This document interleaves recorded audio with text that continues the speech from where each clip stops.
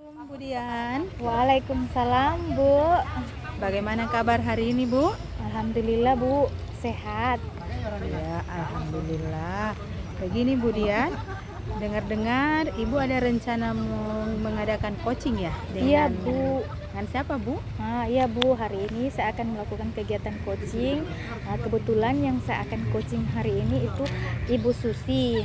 Katanya dia akan menyampaikan unek-uneknya karena ada yang jadi kepikiran di Oh, benak iya. dia. Gitu, Bu. Oh, iya begitu ya. Ya, baik Bu Dian. Jadi sebelum Ibu melakukan coaching, tentunya saya sebagai supervisor akan menyampaikan beberapa hal. Jadi sebelum saya bertanya, nantinya untuk kegiatan coaching ini idealnya itu kita menggunakan yang namanya alur tirta ya Bu, Iya. yang mana itu harus ada tujuannya, identifikasi masalah, kemudian rencana aksi dan tanggung jawab. Kemudian untuk dari coaching itu tentunya ada kompetensi yang ingin kita capai ya. Itu ada kehadiran penuh, mendengarkan dengan aktif, mengajukan pertanyaan. Dan ada indikator-indikator yang harus dicapai dalam kegiatan coaching nanti. Di antaranya bagaimana nantinya upaya dari coach supaya si coach ini bisa mengemukakan masalahnya dan menemukan dengan sendirinya solusi apa yang akan dilaksanakan dan bertanggung jawab atas solusi itu atau rencana aksinya itu. Baik Bu Dian, saya mohon maaf saya mengajukan beberapa pertanyaan ya. Jadi yang pertama, jadi untuk kegiatan coaching sebentar nanti tentunya ada rubrik penilaian yang Ibu akan gunakan ya. Iya. Jadi kira-kira rubrik penilaian apa? Oke, terima kasih Ibu Ira. Jadi sebentar ketika saya melakukan kegiatan coaching bersama coach saya nanti, rubrik penilaian saya itu Bu, yaitu rubrik penilaian yang berdasarkan alur kita. Karena kita ketahui untuk kegiatan coaching itu harus ada tujuannya, terus kemudian ada identifikasi, dan yang ketiga itu ada rencana aksinya, dan terakhir si coach bertanggung jawab dengan rencana aksinya. Ya, baik. Terus yang pertanyaan kedua Bu Dian, kompetensi coaching apa yang ingin dikembangkan sebentar nanti? Oke, baiklah Bu. Nanti ketika saya melakukan kegiatan coaching, kompetensi yang ingin saya kembangkan itu yang pertama yaitu kehadiran penuh. Karena saya harus hadir penuh ketika si coach menjelaskan atau mengemukakan hal-hal yang menjadi unek-unek dia, dan dia sendiri bisa menyelesaikan masalahnya atau menemukan masalahnya. Kemudian yang kedua, mendengarkan dengan aktif, karena saya harus hadir di situ. Selain saya kehadiran penuh saya harus diharapkan juga saya mendengarkan aktif apa yang disampaikan si coach. Dan yang terakhir, saya akan mengajukan pertanyaan berbobot agar supaya menggali potensi dia. Iya, betul sekali Bu Dian. Kemudian yang ketiga, kira-kira indikator ketercapaian apa yang ingin dicapai? Oke, kalau masalah indikator ketercapaian, saya ingin mencapai hal yang sangat penting dalam kegiatan itu, kegiatan sebentar itu Bu, yaitu yang pertama mendengarkan dengan aktif. Saya harus benar-benar mendengarkan agar supaya si coach merasa dia diperhatikan atau dia bisa didengarkan masalahnya. Kemudian yang kedua, mengajukan pertanyaan berbobot, karena berdasarkan pertanyaan berbobot tersebut saya pikir si coach akan dengan leluasa menyampaikan permasalahannya. Oh iya begini, jadi yang tadi itu Bu mungkin kompetensi yang lebih spesifik yang Ibu ingin kembangkan. Maksud saya tadi indikator apa yang ingin dicapai? Oke. Kalau menurut saya indikator yang ingin saya capai yaitu pertama, saya dapat menggali potensi coach. Dengan lebih leluasa dia menyampaikan, kemudian dia bisa mengemukakan solusinya. Terus yang kedua, si coach dapat mengidentifikasi masalahnya sendiri dan dia juga bisa menemukan solusinya.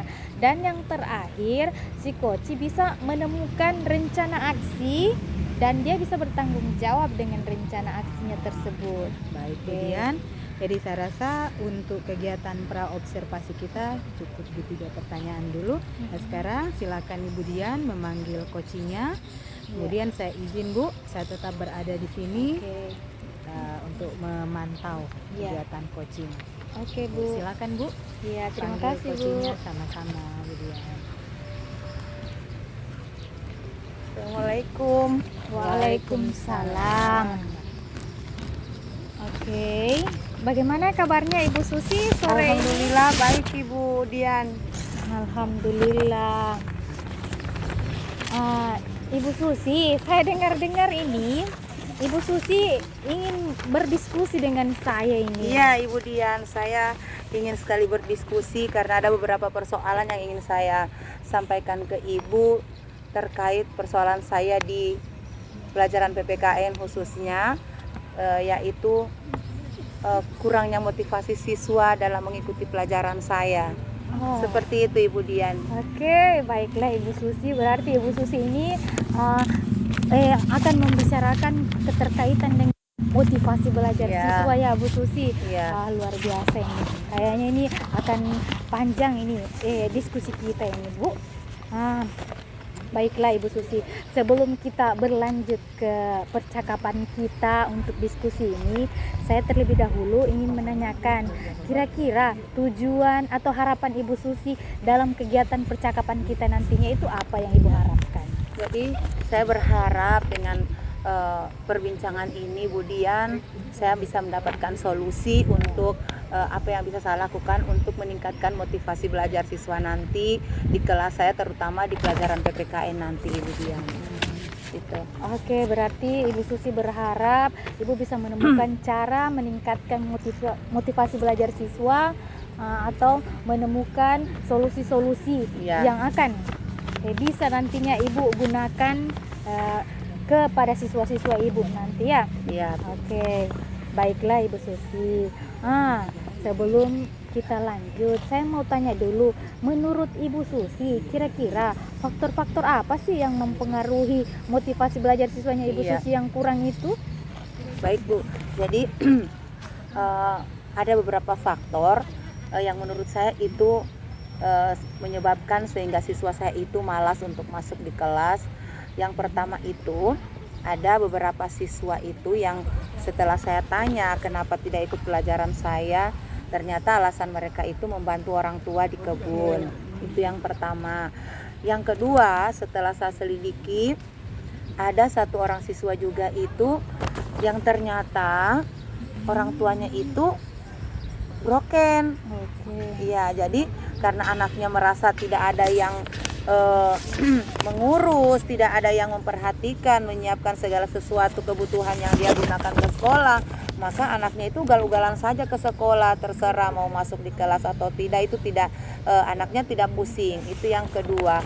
Yang ketiga itu karena mungkin sekolah kita ini jauh dari kampung, makanya mereka jalan kaki dan mengakibatkan mereka sudah terlambat masuk di kelas. Karena sudah terlambat, mereka juga sudah takut untuk mengikuti pelajaran saya. Iya. Jadi itu masalah-masalah faktor-faktor yang sangat mempengaruhi anak-anak ini ternyata sehingga mereka malas untuk masuk di kelas.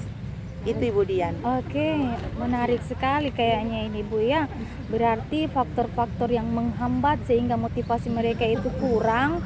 Menurut pantauan Ibu Susi yang Ibu Susi alami selama ini, berarti ada 3 Bu ya. Yang pertama itu faktor orang tua. Nah, dalam hal ini orang tuanya broken home. Iya. Nah, jadi memang itu kayaknya memang sangat memberikan efek tuh Bu, kalau anak-anak yang broken home bisa jadi membuat mereka malas sekolah atau malas belajar, dan motivasi itu memang akan kurang kelihatannya, memang betul sekali. Terus yang kedua Ibu bilang tadi itu terkait dengan jarak. Iya. Memang ini juga satu ini dilema memang, kalau jarak tempuh sekolah dengan rumah agak jauh, memang kalau anak-anak yang tidak benar-benar ingin bersekolah dengan baik, ini akan jadi faktor juga karena Iya. bisa jadi hal tersebut yang menghambat pendidikannya. Kemudian yang ketiga tadi Ibu katakan terkait dengan anak yang membantu orang tuanya, ini masuk lagi masalah ekonomi lagi. Iya. Nah, kalau masalah ekonomi yang dibahas itu kayaknya memang agak berat juga. Jadi memang perlu pemikiran yang betul-betul paripurna ini kalau Iya. memikirkan masalah ekonomi. Oke, saya sudah mulai memahami yang menjadi faktor-faktornya Ibu Susi ini. Menurut Ibu Susi, bagaimana kira-kira rencana yang ingin Ibu lakukan agar supaya mengatasi faktor-faktor tersebut? Iya. Jadi begini Bu Dian, dengan melihat persoalan ini, kebetulan Ibu sebagai kepala sekolah juga sudah membuka diri untuk mengatasi permasalahan saya. Saya berencana akan memanggil orang tua anak-anak ini, kemudian saya akan berkolaborasi dengan wali kelasnya. Kemudian saya juga akan mengajak guru BK untuk membicarakan persoalan ini. Saya yakin guru BK itu mereka lebih tahu tentang psikologis anak, apa yang terjadi dengan anak itu. Siapa tahu guru BK bisa memotivasi mereka agar supaya mereka bisa lebih semangat lagi untuk datang di sekolah. Kira-kira seperti itu Ibu Dian. Oke, rencana yang baik sekali Ibu Susi ini ya. Jadi Ibu Susi dalam melakukan rencana Ibu ingin berkoordinasi dengan orang tua terlebih dahulu karena orang tua paling tahu anaknya. Iya. Jadi memang perlu kerjasama yang baik dengan orang tua terkait motivasi belajar ini. Terus yang kedua juga Ibu Susi ingin berkolaborasi dengan guru BK, itu luar biasa itu. Guru BK memang itu perlu kita ketahui, memang guru BK paling banyak tahu tentang psikis anak-anak kita di sekolah. Terus yang ketiga ini menjadi tanggung jawab Ibu Susi sendiri juga kan, selain Iya. rencana bekerja sama dengan guru BK, kemudian orang tua. Terakhir mungkin Ibu Susi tadi ingin bekerja sama dengan wali kelasnya, karena secara umum kita ketahui memang wali kelas itu orang tua kedua untuk anak-anak di sekolah, anak-anak didik kita. Oke, baik sekali Ibu Susi ini ya.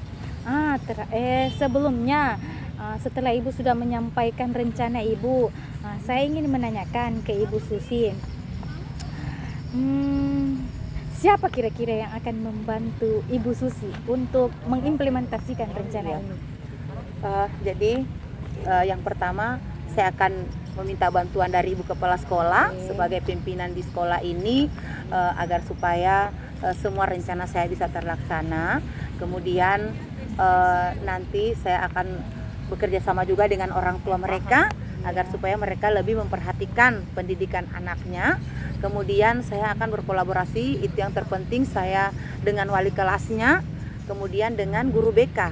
Kita akan duduk bersama kepala sekolah juga membicarakan hal ini, seperti apa nantinya akan kita lakukan untuk menyelesaikan persoalan ini. Oke, baiklah Ibu Susi. Mantap ini Ibu Susi ya. Jadi menurut Ibu Susi, kapan rencana ini Ibu akan laksanakan? Karena hari ini saya tidak bisa lagi untuk melakukan itu Ibu Dian, masih ada urusan. Kemudian besok juga itu saya harus membuat tugas untuk di PPG saya. Saya berencana insya Allah minggu depan rencana ini akan dilaksanakan. Itu planning saya. Mudah-mudahan Ibu Kepala Sekolah juga punya waktu minggu depan itu kita akan lakukan diskusi untuk membicarakan hal ini. Oke, baiklah Ibu Susi, mungkin di akhir penghujung pembicaraan kita di kegiatan coaching ini, jadi kesimpulan saya, tujuannya kita melakukan coaching ini yaitu ingin meningkatkan motivasi belajar anak-anak dalam pelajaran PPKN dengan melakukan kerjasama bersama orang tua, guru BK, kemudian wali kelas, dan Ibu Susi juga akan melakukan koordinasi dengan kepala sekolah agar supaya dalam rencana aksinya tersebut bisa terlaksana yang sesuai dengan harapan. Terima kasih sekali Ibu Susi untuk waktunya hari ini. Sama-sama Ibu. Ya, terakhir sebelum saya tutup, Oh, iya. Ibu Susi. Bagaimana perasaannya Ibu Susi ketika kita selesai melakukan kegiatan ini? Iya, jadi perasaan saya sangat lega Ibu Dian, karena apa yang terganjal di hati saya itu sudah saya ungkapkan, dan alhamdulillah ada jalan keluar dari Ibu Kepala Sekolah untuk menyelesaikan persoalan ini. Jadi sekarang saya sudah merasa lega. Oke, terima kasih Ibu Susi ya. Tidak ada masalah Bu. Saya pikir kita harus bersama-sama berkolaborasi untuk mencapai tujuan kita. Ya. Jika ada perkembangan atau hal lain yang perlu dibicarakan, tidak masalah Ibu menghubungi saya atau langsung menghadap ke saya saja. Dan saya akan memanggil Ibu kembali ketika Siap. rencana ini sudah terlaksana, agar supaya saya ingin mengetahui sejauh mana perkembangan rencana yang Ibu sudah lakukan. Siap, Terima Ibu. kasih Ibu Terima Susi. kasih, Ibu. Saya akhiri dengan ucapkan Alhamdulillahirrabbilalamin. Terima kasih, Assalamualaikum Bu. warahmatullahi wabarakatuh. Terima kasih Bu, saya Oke. permisi. Oke. Mari Ibu Dian. Iya. Iya, ya Ibu Dian, ya, luar biasa sekali ya kegiatan coaching tadi. Ya, jadi kegiatan coaching tadi, jadi saya mengamati dari awal sampai akhir tadi. Kegiatan coaching tadi, Ibu sebagai coach itu memang sudah menggunakan yang sebagaimana mestinya, itu menggunakan alur tirta, yang mana ada tujuannya, kemudian identifikasi masalah tentunya ya, kemudian rencana aksi dan tanggung jawab. Jadi Ibu sudah bisa menggali itu semua dari coachingnya. Kemudian dari kegiatan coaching tadi juga saya melihat ada kompetensi-kompetensi yang bisa Ibu kembangkan di situ. Misalnya kehadiran penuh, saya rasa sudah saya lihat memang sudah cukup baik. Kemudian Ibu mendengarkan dengan aktif. Begitu juga dengan pertanyaan-pertanyaan yang Ibu ajukan sudah cukup berbobot, sehingga si coach itu lebih leluasa, terbuka menyampaikan apa masalahnya. Ya, kemudian saya lihat juga tadi untuk indikator, ya itu seperti tadi si coach sudah bisa mengemukakan apa masalahnya dan menemukan sendiri solusi serta rencana aksi dan bertanggung jawab atas rencananya itu. Baik Ibu Dian, jadi ada beberapa pertanyaan itu sehubungan dengan kegiatan pasca observasi. Jadi yang pertama, dari kegiatan coaching tadi, kira-kira indikator ketercapaian apa yang sudah Ibu capai tadi? Oke, terima kasih Bu Ira. Menurut saya dari kegiatan coaching yang saya sudah lakukan tadi, indikator ketercapaian berdasarkan dengan dari kegiatan observasi tadi Ibu sebelumnya sudah menanyakan ke saya. Ketika kegiatan tersebut saya lakukan di kegiatan coaching, saya sudah melihat indikatornya itu terlaksana. Yang pertama yaitu si coach sudah mampu mengemukakan masalahnya dengan leluasa, kemudian dia sendiri sudah menemukan solusi dari masalah tersebut. Terus yang kedua, dia sudah dapat mengidentifikasi apa sih masalah saya, kemudian apa sih solusi yang akan saya akan yang saya lakukan nantinya ketika masalah itu nanti bisa terjadi kembali ke saya begitu. Terus yang ketiga, saya lihat si coach sudah mampu bertanggung jawab dengan rencana aksi yang akan dia lakukan begitu. Jadi menurut saya indikatornya alhamdulillah terlaksana sejauh ini. Ya, alhamdulillah ya, memang begitu saya lihat tadi. Nah, terus Bu, dari ketiga kompetensi coaching yang ada untuk kegiatan tadi atau yang ingin rencananya Ibu merasa mungkin dari kegiatan coaching tadi ini kompetensi ini yang masih kurang, yang harus saya kembangkan lagi. Nah, kira-kira kompetensi apa? Oke, menurut saya tuh Bu, dalam kegiatan coaching tadi menurut saya masih banyak yang perlu saya kembangkan, terutama dalam mengembangkan alur tirta ini. Saya mungkin perlu mengembangkan dalam kegiatan identifikasi masalah. Supaya saya menggali dengan lebih banyak lagi permasalahan dari si coach agar supaya memang betul-betul muncul solusi yang terbaik bagi dia. Kemudian yang kedua itu di alur tirta juga saya mungkin akan lebih memperdalam terkait dengan rencana-rencana aksi Kenapa demikian? Karena menurut saya di rencana aksi itu si coach itu perlu pemikiran yang luas untuk agar supaya rencana yang akan dia buat itu memang betul-betul akan terlaksana dengan baik. Selanjutnya menurut saya yang perlu saya kembangkan yaitu terkait dengan mengajukan pertanyaan berbobot pada kompetensi coaching. Karena menurut saya kalau kita sebagai coach mampu memberikan atau mengajukan pertanyaan yang berbobot, otomatis si coach akan dengan leluasa dan tidak tertekan untuk menyampaikan apa sih persoalannya dia, kemudian dia bisa menemukan apa solusi dari permasalahannya. Menurut saya Ibu Ira demikian yang saya harus kembangkan selanjutnya. Iya, betul sekali itu Budian. Memang yang terpenting itu mengajukan pertanyaan berbobot supaya si coach ini bisa lebih terbuka menyampaikan masalahnya. Ya, baik Ibu Dian, jadi secara keseluruhan, jadi kalau kesimpulan saya kegiatan coaching tadi alhamdulillah berjalan baik. Kemudian coachingnya sudah sesuai atau menggunakan alur tirta, walaupun tadi Ibu mengatakan ada yang harus dikembangkan, yang perlu dikembangkan lagi. Ya, insya Allah mungkin ke depan akan lebih baik lagi. Ya, terima kasih Ibu Dian. Insya Allah kita ketemu lagi di lain kesempatan. Assalamualaikum warahmatullahi wabarakatuh. Waalaikumsalam warahmatullahi wabarakatuh. Terima kasih Bu Ira. Sama-sama Bu Dian.